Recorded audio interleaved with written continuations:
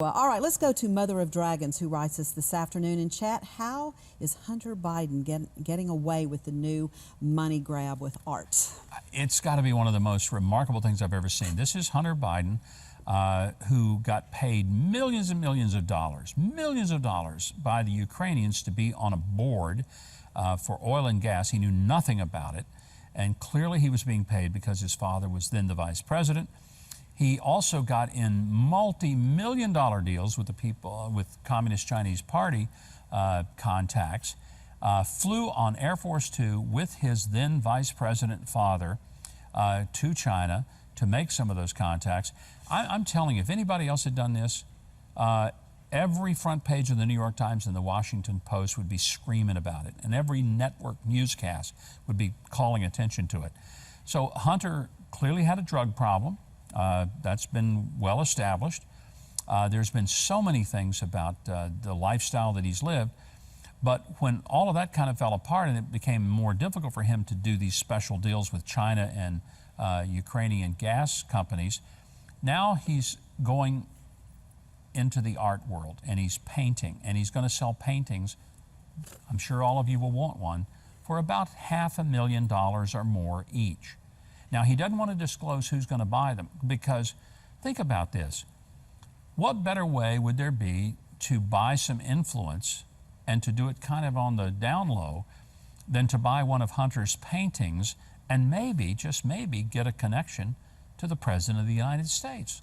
But we're not going to know who they are, or will their names ever show up on the visitor list at the White House, because he's not going to tell us who's buying paintings that he's doing for $500,000.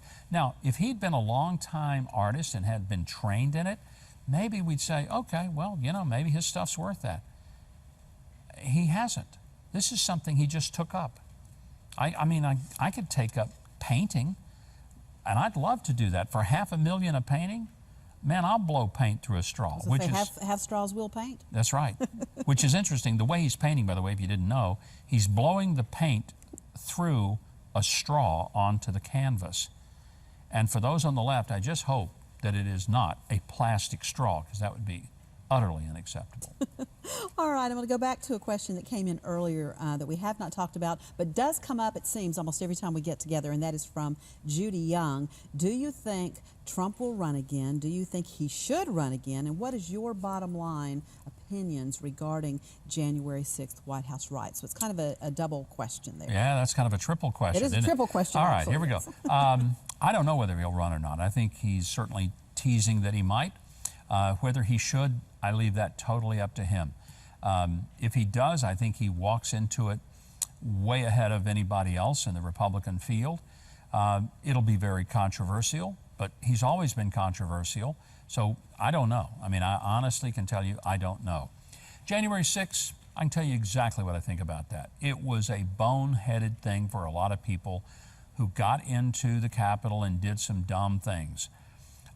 When people, and I saw Liz Cheney say that it was the worst thing since the War of 1812, and I'm thinking, Liz, you mean it was worse than the Civil War? It was worse than World War I, World War II, Vietnam? It was worse than 9/11? Are you kidding me? It was worse than the assassination of President Lincoln, President Kennedy, and all the other presidents that were assassinated? Are you really telling me that? You know, not one police officer was killed there. There originally this talk that there was a police officer who was murdered. Turned out he died of natural causes, Brian Sicknick, and he did not die from being beaten in the head. The autopsy confirmed that. The only person who died directly from the events that day was a Trump supporter, a female Air Force veteran, Ashley Babbitt. She was killed, and she was shot by somebody who still has not been identified. It was clearly a Capitol police officer or someone in authority with, you know, with the power to carry a gun to the Capitol. That's who shot her. We don't know who it was, and we don't know why, and there's never been a thorough investigation. January 6th was a terrible day. Nobody defends what happened. But to say that it was the worst day in America, and let me be very clear, this was not an insurrection.